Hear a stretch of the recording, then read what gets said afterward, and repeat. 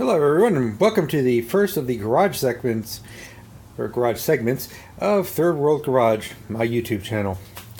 Now before you have the Nissan FS5W71-C transmission from my shop truck. A 400,000 mile Nissan Frontier that was used primarily for pizza delivery. And it is in pieces. I wasn't going to film anything on this, but I figured that since I'm reminded now of what an absolute freaking nightmare this thing is to take apart, that I would just film this video. Now, to clarify, it's not Ferrari levels of bad, but it's a Japanese kind of bad. It's a Japanese transmission that this thing dates back to the mid-1970s and the 260Z, as this was the FS5W71-A, I want to say, transmission. But it was basically the only 5-speed transmission Nissan had built of its own for quite a few years after that. And it will actually bolt behind an L16 because the KA24 this thing was behind is kind of a derivative of that. But I want to show you some of the really nasty pitfalls and why this is back apart again. Because I did actually rebuild it about a year ago. Problem was, slider ring right here. Easy to do without. I had it inverted like this. Now that meant it would not engage fifth gear. Important thing to remember, this chamfer here faces towards the back of the transmission. Now why do I not have it fixed today? This is one of the nasty surprises to do with this transmission. This little sleeve here, this is not part of the shaft. It is press fit. If you do not get this is where the bearing for fifth gear rides. If you do not get this sleeve, don't even bother taking your transmission apart. You will never get this thing off in one piece. The proper tool, and the tool that I've used in the past for taking that off, well, that's right here. My trusty 30-year-old Craftsman angle grinder made by Elu Tools. And it's a pain in the ass. Oh, and to get the nut here that goes on that is reverse threaded. So it's important to note, this thing, it's instead of righty-tighty, lefty-loosey, it's lefty-tighty, righty-loosey. So it's opposite thread. We actually over-tightened it today trying to get it off, but, you know, that's the way it goes. And also, you will not be able to install these little guys. If I can get it in focus. Once this thing is on the car, once this is in, so you better have it together correctly, because you cannot take this off and refit it. You have to actually build the synchronizer hub assembly up off of the transmission, then put it on, and then press fit your parts. Make sure you have it right to begin with, because you only get one shot at it. Now the transmission that's in the truck currently is actually in better shape than this one. This one was pulled at 397,000 miles. I had rebuilt it, but I basically had given up on it because these engagement teeth inside of here, they're not as bad with this. This is the fifth and reverse gear, but you're terrible condition on first, second, third, and fourth.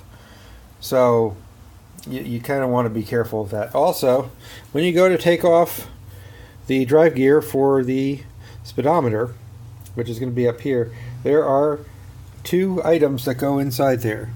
See, one is a cylindrical item and one is a ball. Cylindrical one here, ball one there. If you do not, there's ball here, cylinder here. If you do not put those in, you will not be able to use the transmission and you'll lose your speedometer. Now it is an electronic speedometer, but it does read off of mechanical gear. Another thing I'll warn people about, in here, this is where the shift rods go, but you have to take them out in a specific sequence because there are check balls inside. Right inside here is this unique little torpedo shaped piece right there. And it will not allow one of the rods to come out if it is not in its proper position. So everything, it has to be in a very precise position for this transmission to come apart. And if you'll permit me a moment, I'll pause it. Okay, we're back, and I'm going to show you another trick. Now, to get this off, this nut that goes here, it's huge. It is that size, and this is the wrench that you need to do it. It's 1.5 inches, or whatever the metric equivalent is, but it's close enough. But that's the one that's going to be the reverse threaded nut. You need to lock your transmission like this, so it won't spin. You need to lock your synchronizer ring like this, and note the orientation of where this stripe is on the front gears here. I want to say that's first and second, and the orientation of the stripe and the chamfer on this cluster here. Ever wonder why, if your transmission's making a lot of noise and you have one of these, it doesn't make that much noise in fourth? This is fourth right here. This set of gears here are the counter shaft, main shaft. So you'll notice that it's giving more support to the bearing, whereas out here it gives less support. And this is when your bearings fail. Usually they fail inside here on this, so it is a real pain in the ass, and you can't just you have to take the whole thing apart to get it apart.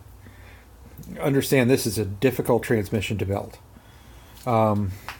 But this is your slider assembly, what we have in the back, and it just goes over here. These are your blocking rings. What they do is they synchronize the speed of the hub to the speed of the gear, and these are what are kind of worn out on this transmission. Makes it a little bulky going into gear.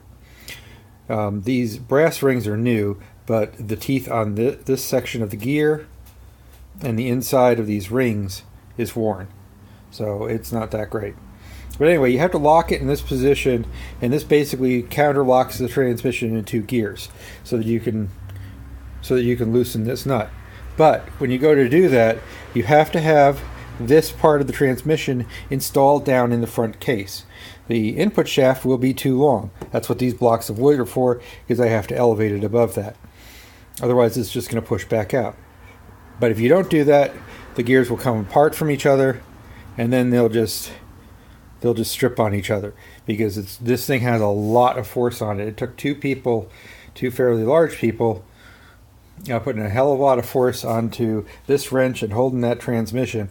And you'll notice this 1.8 wrench here, this was holding the input shaft of the transmission so that the thing wouldn't rotate as we did it on the table here. But that's some of the pitfalls with this transmission. Oh, and the other thing, you need your Torx bits to take this plate out. If you don't take this plate out, you can't take the bearings out. The bearings have to come out, I believe they have to come out this way, and this holds it from happening.